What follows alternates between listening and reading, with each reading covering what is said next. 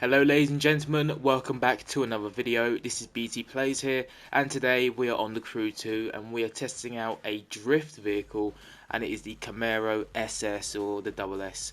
And yeah, I guess we'll just test it out, shall we? Because as you see, I don't have it, and I'm quite intrigued to see how well this vehicle will drift, because I mean, you don't see that many American muscle cars drift. So it's gonna be interesting. My experience with American muscle cars in the drift format isn't good, so maybe it could change my mind, this vehicle, but who knows? Who knows until we test it. And I've pressed the wrong thing. Whoops. Let's get into the customization of this vehicle first. I'm expecting a little bit of customization because it is a Camaro double S, or an SS, whatever you want to call it. I don't know. Whatever you want to call it, you can call it that. But we've got 16 hoods to choose from. Yeah, as I thought, it's probably the exact same customization as the normal street racing variant of the vehicle. And what do we like the most? I don't like. Oh, we'll go with that one. I don't like anything too bold on this. I won't lie. We have 30 front bumpers to choose from as well. I do sort of like that, but it doesn't show the logo, and I do like the logo showing as well. Oh, okay. What do we get here? I think we get one of these ones. Or is it? Not that one. Is it that one? Yeah, that one. Number 14. That one looks the best in my opinion. You can argue with me in the comments, but that's what I think is the best. We have two front fenders as well. I can't speak today apparently. The red calipers, darker, why not? Two side mirrors. Ooh. Okay. I don't know what to do because it's actually not that much of a difference, but we'll go with it anyway. We have 4 skirts to choose from as well. Add a bit of carbon on there. 2 rear fenders. Do we add the carbon as well? Yeah, why not? 6 rear wings as well. Do we go for something big here or just something simple like that? We go with something simple like that, I think. We have 12 rear bumpers to choose from as well. None of them great, to be fair. We'll go with the 4 exhausts, I think. 4 exhausts, but what do we want? The 2 headlight, the 2 rear headlights, or the 4?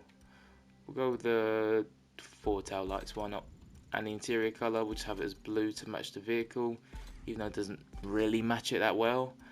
Oh, the glossy wood or the black.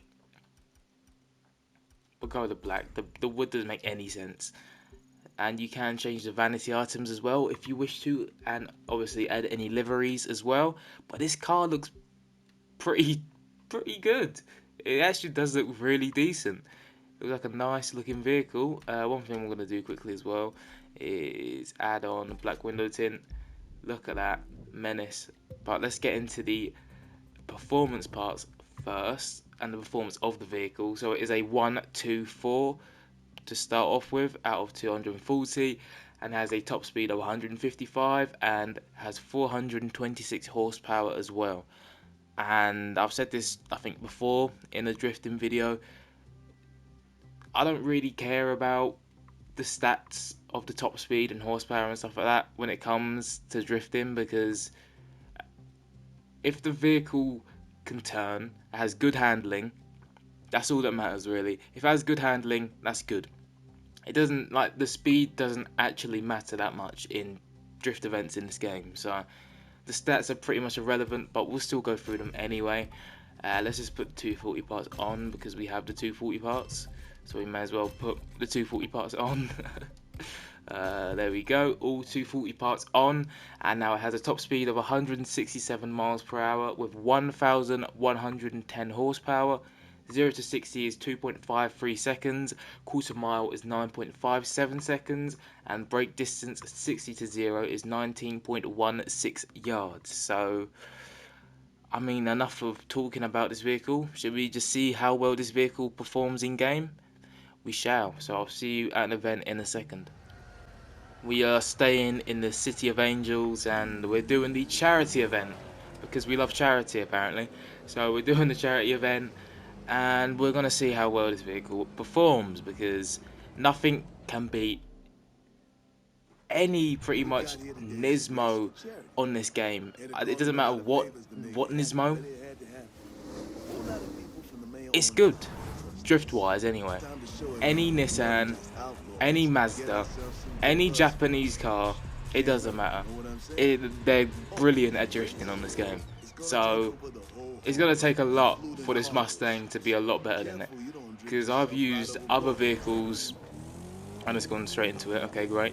I've used many vehicles in terms of drifting, and some of them, they just don't feel great. And I'm sitting way too close right now, I can't see properly, but to be fair, it's rear wheel drive, which is better than one of the other vehicles I tested out. But we haven't put any parts on either to like double our multipliers and stuff like that, so we're just going base parts on this and base score. But I mean, it doesn't feel too bad. I think after I get the hang of it, and once I properly know how to handle this vehicle, it's going to be pretty good, I won't lie.